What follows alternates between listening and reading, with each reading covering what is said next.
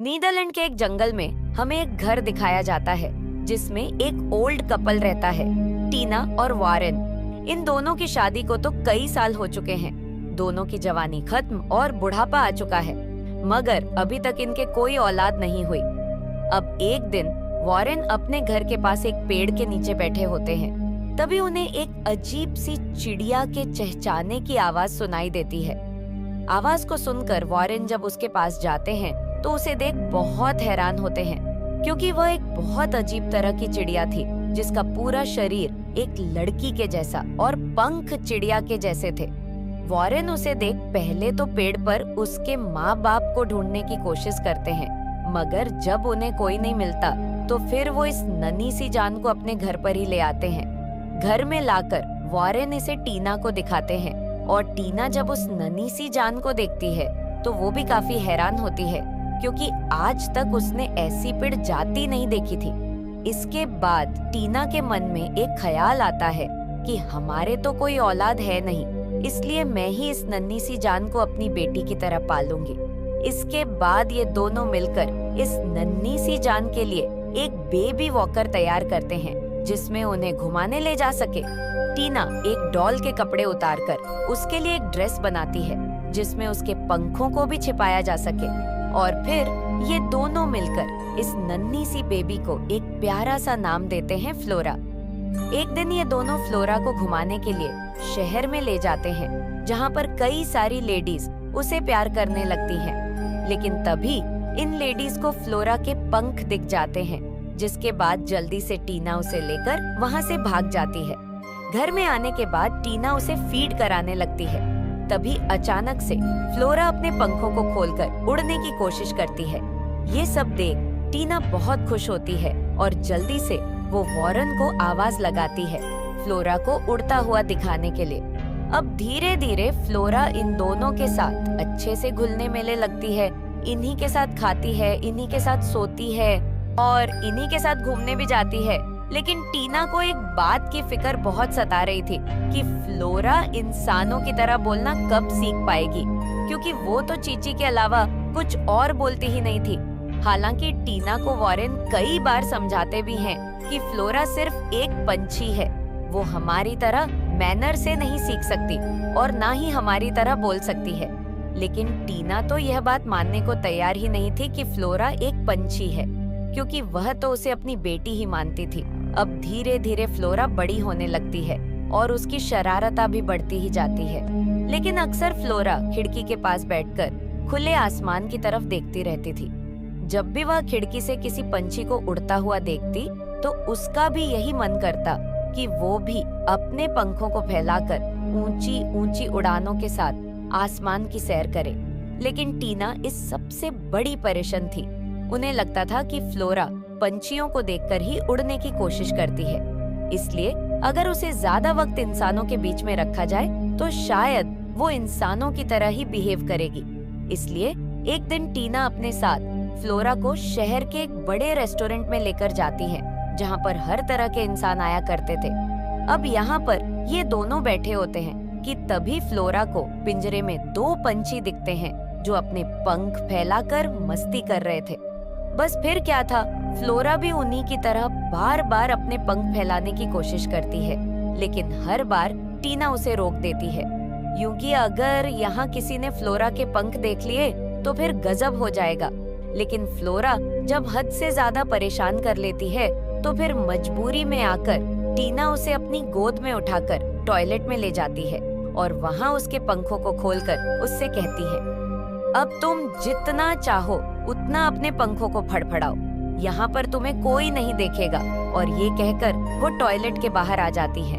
अब काफी देर गुजर जाने के बाद टीना जब वापस से फ्लोरा को लेने टॉयलेट में जाती है तो वहाँ पर वो देखती है कि फ्लोरा तो खिड़की से बाहर बुड़ चुकी थी और टॉयलेट में सिर्फ उसके सूज रखे थे। इसके बाद तो टीना की हालत खराब हो जाती है और घर आकर वो सारी बात वॉरेन को बताते हुए उनसे कहती है कि किसी भी तरह से हमें फ्लोरा को ढूंढना होगा, क्योंकि वो अभी छोटी है, अपना ख्याल खुद से नहीं रख सकती। और इसी के साथ ये दोनों मिलकर फ्लोरा को ढूंढने के लिए निकल पड़ते हैं। इधर हम आसमान में फ्लोरा को देखते हैं जो पंछियों के एक बड़े झुंड के साथ आसमान की ऊंचाइयों में उड़े जा रहे थे। लेकिन तभी अचानक से फ्लोरा का बैलेंस बिगड़ता है और वह एक घर में एक छोटी सी बच्ची के बेड पर जा गिरती है। इस घर में जो बच्ची रहती है उसका नाम लॉली है, और जब लॉली अपने बेड पर फ्लोरा को देखती है तो वह उसके पंखों को देख काफी ज्यादा फैसिनेट हो जाती है। लॉली फ्लोरा से दोस्ती करना चाहती है और वह यह भी चाहती है कि फ्लोरा की तरह ही उसके भी पंख आ जाएं। इसी बीच घर में लॉली के फादर आ जाते हैं, जिनके आते ही लॉली फ्लोरा को जल्दी से बेड के नीचे छिपा देती है और अपने डैड के जाने के बाद वापस से बेड के नीचे से निकाल लेती है और फिर उसे अपने साथ लेकर एक पेड़ पर चली जाती है, जहाँ पर ये दोनों रात गुजारने वाले थे। इधर वॉरेन और टीना शहर में आकर इधर उधर फ्लोरा को ढूंढ रहे होते हैं और काफी थक चुके होते हैं।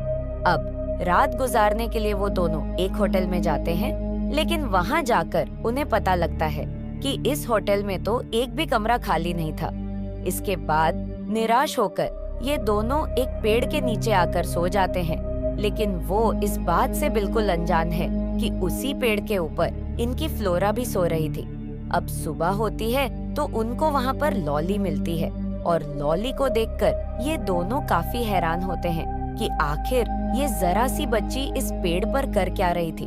तभी लॉली उन्हें बताती है कि वो इस पेड़ पर अपनी दोस्त के साथ सोई हुई थी, लेकिन उसकी दोस्त पता नहीं कब उसे छोड़कर उड़ गई। ये सब सुनकर वॉरेन जल्दी से पेड़ के ऊपर चढ़ जाते हैं, लेकिन पेड़ के ऊपर चढ़कर फिर से उन्हें फ्लोरा के शूज ही मिलते हैं जो कि लॉली ने उसे पहनाए थे। इसके बाद इन दोनों को फ्लोरा के मिलने की एक उम्मीद मिल जाती है और जल्दी से ये दोनों उसे ढूंढने के लिए आगे बढ़ते हैं। लेकिन अब लॉली भी उनके साथ जाने की जिद करने लगती है, क्योंकि उसे भी तो अपनी दोस्त को ढूंढना था। और इस तरह अब ये तीनों ही मिलकर फ्लोरा की तलाश में निकल पड़ते हैं। अब एक बार फिर से हम फ्लोरा को आसमान में पंछियों के झुंड के साथ उड़ता हुआ देखते हैं, जहाँ वो काफी एंजॉय कर रही होती है। लेकिन इस बार फिर से ज्यादा ऊंचाई पर वो नहीं उड़ पाती और एक चर्च के ऊपर जा गिरती है। अब फ्लोरा को चर्च पर देख सभी लोग उसे इंसानी बच्चा समझने लगते हैं और जल्दी से रेस्क्यू टीम वहां आकर उस बच्चे को बचाने में लग जाती है। इस रेस्क्यू टीम में एक बहुत ही बहादुर रेस्क्यूअर भी होता है, जो इतना बहादुर था कि कोई भी मिशन करते वक्त पेंट में ही सूसू कर ले, और वह हमेशा खुद की ही जाबाजी के किस्से लोगों को सुनाते रहता है, बिल्कुल किसी सेक चिल्ली की तरह। तो अब डरते डरते जैसे ही वह रेस्क्यूअर चर्च के ऊपर फ्लोरा के पास पहुंचता है, वैसे ही फ्लोरा डर के मारे वहां से भी उड़ जाती है और सबको लगता है कि फ्लोरा को कोई चील उड़ाकर ले गई। इसके बाद ये खबर आग की तरह पूरे शहर में फैल जाती है कि एक मासूम बच्ची को चील उड़ाकर ले गई। और जब ये खबर टीना सुनती है तो वो समझ जाती है कि वो बच्ची हमारी फ्लोरा ही होगी। और फिर ये तीनों भागे भागे उस डरपोक बहादुर रेस्क्यूअर के पास जाते हैं, जिसने फ्लोरा को करीब से देखा था। लेकिन यहाँ तो रेस्क्यूअर भाई साहब की हालत काफी खराब होती है, क्योंकि उन्हें इस बात का सदमा लग चुका था कि उस बच्ची को चील उड़ाकर ले गई। तो अब टीना और वारेन उस रेस्क्यूअर को बताते हैं कि वह कोई बच्ची नहीं थी, हमारी फ्लोरा थी, जो कि उड़ भी सकती है और तुम्हें देखकर वो खुद उड़ी होगी, किसी चील ने उसे नहीं उड़ाया। ये सब जानकर तो बेचारा रेस्क्यूअर और ज्यादा शॉक्ड हो जाता है, क्योंकि उसे वारेन की बात हजम ही नहीं हो रही थी। और फिर इन तीनों की रिक्वेस्ट पर रेस्क्यूअर भी मदद करने के लिए इनके साथ फ्लोरा की तलाश में चल पड़ता है। पूरे दिन भर चलने के बाद भी फ्लोरा तो इन्हें कहीं नहीं दिखते। ये चारों बुरी तरह से थक चुके थे, इसलिए रात गुजारने के लिए जंगल में ही रुक जाते हैं। अब सुबह होने पर लॉली की नजर फ्लोरा के स्वेटर पर पड़ती है, जो हवा में उड़ता हुआ एक गहरे कुएं में गिर जाता है। स्वेटर को देख लॉली कुएं की तरफ भागती है और वो रेस्क्यूअर भाई साहब सबको बीच में रोकते हुए कहते हैं, आप सब यहीं रुकिए, मैं हूँ ना, मैं फ्लोरा को बाहर लाऊंगा। मगर जैसे ही भाई सबकी नजर कुएं के अंदर जाती है तो कुएं की गहराई को देख इनकी हवा टाइट हो जाती है और फिर मासूम लॉली को ही कुएं में जाती है और बड़ी मशक्कत के साथ वॉरेन पूरा जोर लगाकर रस्सी को खींचने लगते हैं, लेकिन मजाल है रेस्क्यूअर भाई साहब रस्सी खींचवाने में हाथ भी लगवा दे, वो तो बस नई दुल्हन की तरह मुंह छिपा जाते हैं। फाइनली वॉरेन इन दोनों को कुएं के बाहर निकाल लेते हैं और अब ये सभी आराम करने के लिए एक हॉस्टल में जाते हैं। लेकिन वो कोई हॉस्टल नहीं बल्कि हॉस्टल था, यानी कि हॉस्टल मतलब मेंटल लोगों का हॉस्टल। तो इस हॉस्टल में अगर टीना लॉली को नहलाती है और फिर उसे कपड़े चेंज करने उसके रूम में भेज देती है।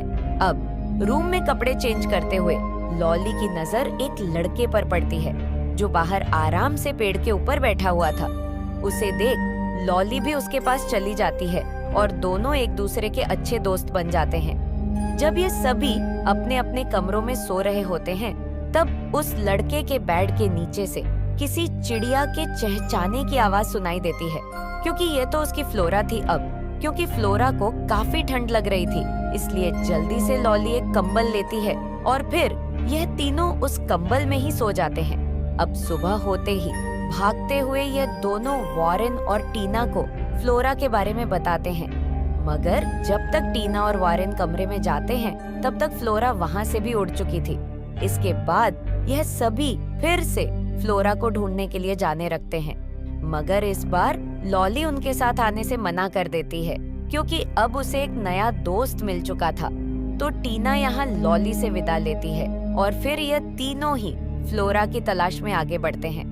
अब लगातार पूरा दिन धूप में चलते रहने से रेस्क्यूअर भाई साथ तो काफी थक जाते हैं और वहीं पर लग जाते हैं, मगर टीना उससे कहती है तो मैं रुकना है तो रुको, मैं तो अपनी फ्लोरा को ढूंढ कर ही रहूंगी।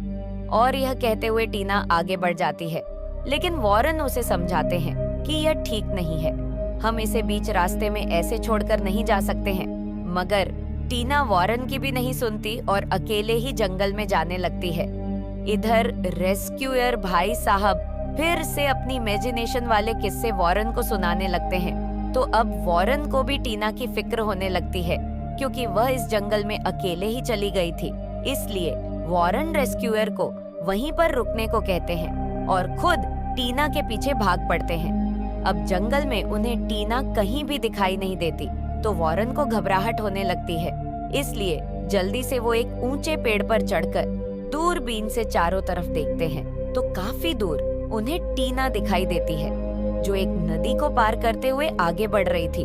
उसे देख जल्दी से वॉरेन पेड़ से नीचे उतरते हैं और भागकर टीना के पास पहुंचकर गुस्से में उससे कहते हैं कि बस बहुत हुआ, अब हम वापस से अपने घर जा रहे हैं। ये सुनकर टीना काफी निराश होती है, लेकिन वो कुछ कर भी नहीं सकती थी, इसलिए वो भी वॉरेन की बात मान लेती है। अब रात को फिर से ये लोग जंगल में ही सो रहे होते हैं। तभी अचानक से उस रेस्क्यूअर की नींद खुल जाती है और वो देखता है कि फ्लोरा एक पेड़ पर उल्टी लटकी हुई फड़फड़ा रही है।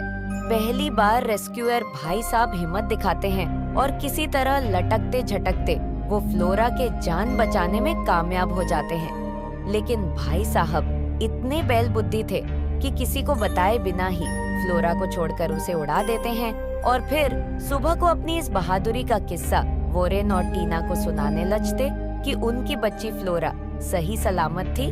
अब यहाँ से यह दोनों उस रेस्क्यूअर से भी विदा लेते हैं और अपने घर जाने के लिए निकल पड़ते हैं। रास्ते में जाते हुए टीना की नजर फ्लोरा पर पड़ जाती है जो मजे से आसमान में उड़ रही थी।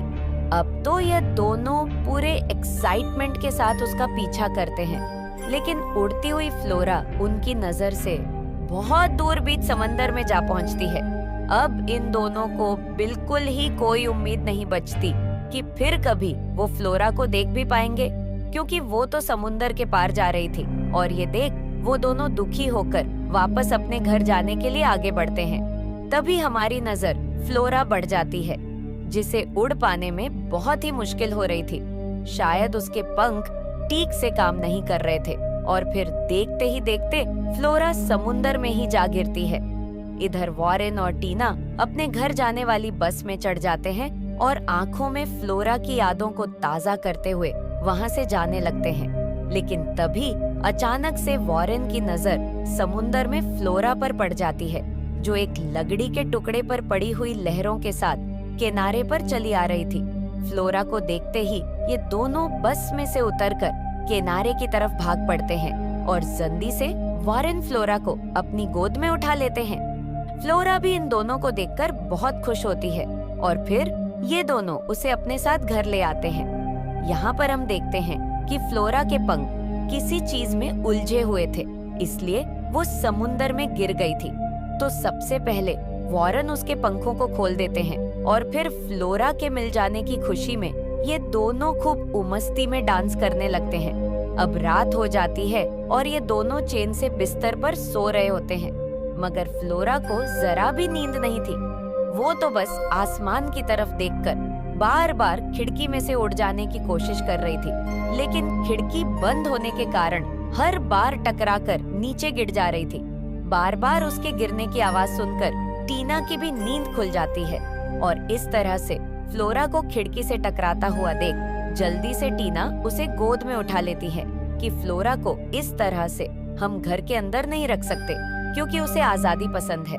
तो इसलिए सुबह होते ही दोनों हस्बैंड वाइफ यह डिसाइड करते हैं कि वह फ्लोरा को छोड़ देंगे, जिससे जहाँ भी उसका मन करे वहाँ वह आजादी के साथ जा सके। और फाइनली फ्लोरा को लेकर यह दोनों फील्ड में आते हैं और वहीं पर उसे आजाद कर देते हैं, जिसके बाद मस्ती में झूमती हुई फ्लोरा उड़ते हुए वहाँ से कहीं दूर चली जाती है